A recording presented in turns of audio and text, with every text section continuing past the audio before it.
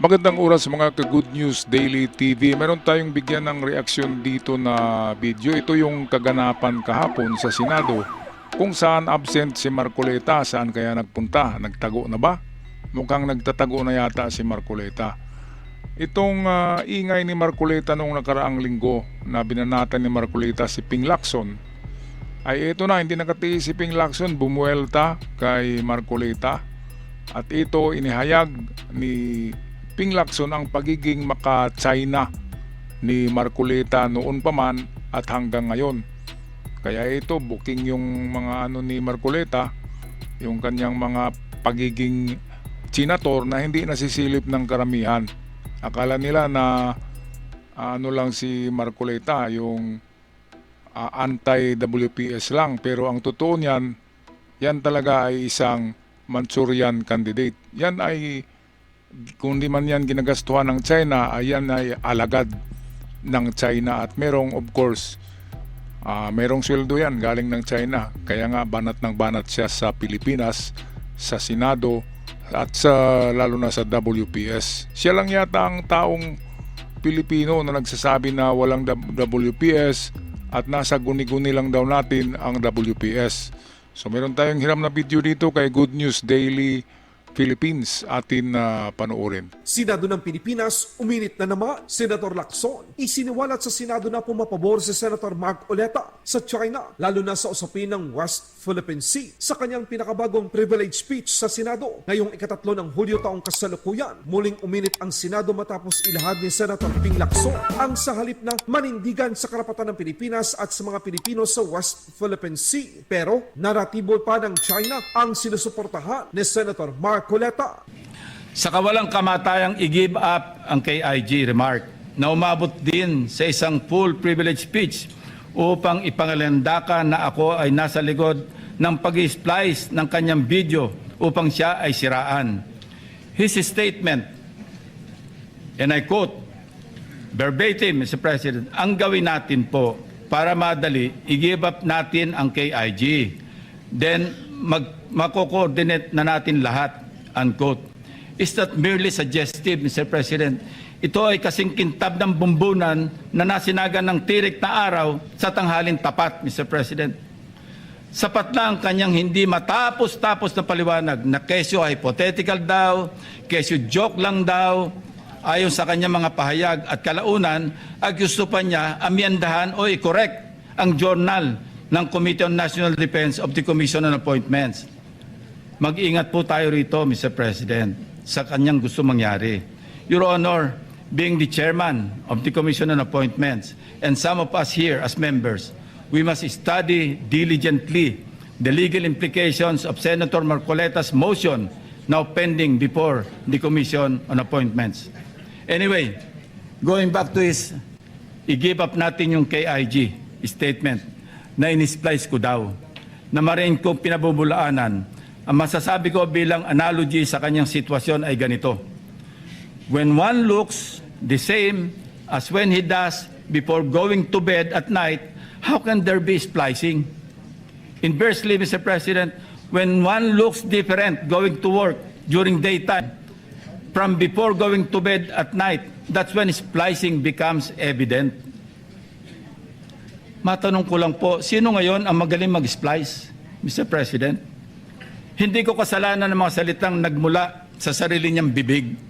May tawag nga dito ang mga Gen Z. Classic case of gaslighting. Number 7, sangkatutak na ang mga pahayag ni Senator Marcoleta na napakalinaw na hindi pumapabor sa ating pambansang interes. Sangkatutak na rin ang mga nagbigay ng kanilang mga negatibong reaksyon. Ngunit sa hulit-huli, ako pa rin ang sinisisi ni Senator Marcoleta. He even went far beyond by debunking and undermining the historical facts about Tomas Cloma.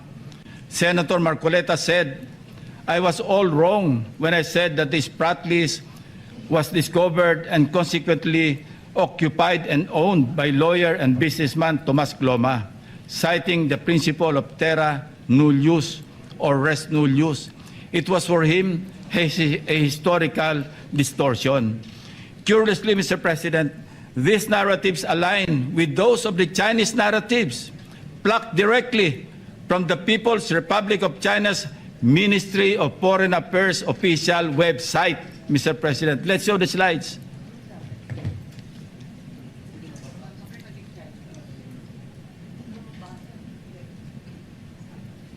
Ayan po, kita-kita natin kung anong sinabi ng website ng Ministry of Foreign Affairs ng People's Republic of China. Yan din ang kanya sinasabi. Now, Senator Marcoleta speaks of a pattern that he himself built in his head to discredit this representation. But if we backtrack the events that transpired in the past several months, one thing is crystal clear. When cornered by the fault of his own doing, he employs a diversionary maneuver, pathetically stretching the conversation, no matter how illogical, until people get drained and tired. Just as a squid squirts ink to darken the water and blind everyone around while it swims away, a person may throw out irrelevant issues, fake scandals, or emotional outbursts to distract the public from the actual evidence or the main point of an investigation. After all is said and done, I am tempted to ask these questions, Mr. President. On the West Philippine Sea, which side of the South China Sea is Senator Marcoleta on? On the anomalous graft-ridden flood control projects, is Senator Marcoleta for the Discayas or the people of the Philippines? I think we know the answers, Mr. President. Okay, so ayan, mukhang halata na ano, no? Mukhang halata na talagang galit na si Ping Lacson sa mga pasaring ni Marcoleta dahil palaging sinasabi ni na Marcoleta na hindi daw tuta si Ping Lacson ni PBBM kundi aso daw kasi ang mga tuta daw ay yung maliliit at si Ping Lacson ay isa ng aso. Yan ang sabi ni Cayetano at ni Marcoleta. Kaya ngayon, ano na Marcoleta, nasaan ka na ngayon? Tago ng tago ka na, katulad ka na ni Bato, no? Yan talagang mga last resort ng mga didilis na yan na utak eh. Nagumpisa pa yan kay Kibuloy ang mga style na yan na tago ng tago. Kaya wala na, yung mga nagprotesta para kay Marcoleta sa EDSA, wala na, nagsiuwian na, wala ng pera eh, wala nang makakain yung mga pamilya nila plus bawat linggo magbibigay pa sila ng abuloy sa kanilang simbahan, di ba? Kaya saan sila kukuha ng pang-abuloy? 3 araw na sila walang trabaho dahil sa kararali sa isang tao na hindi na dapat kahit kasama yan sa simbahan. Bakit kayo Bakit kayo sakripisyo sa tao na yan? Kung yumayaman yan, hindi naman kayo yumayaman. Di ba ang yumayaman sa samahan nyo ay yung leader nyo at saka si Marcoleta lang eh.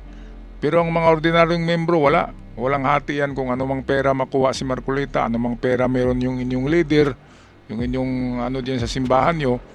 Kasi yan naman ang binabayaran kapag may mga movement. At kayong mga membro dyan ng INC ay ginagamit lang kayo sa mga protesta na yan. Pero ang totoong binayaran yan ay ang inyong mga leader.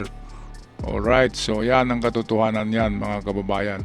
So ito na, antayin na lang natin sa Lunes, umpisa na ang impeachment case ni VP Sara at yan natin malalaman kung lilitaw pa itong si Marcoleta kasi meron na rin siyang napipintong warrant of arrest.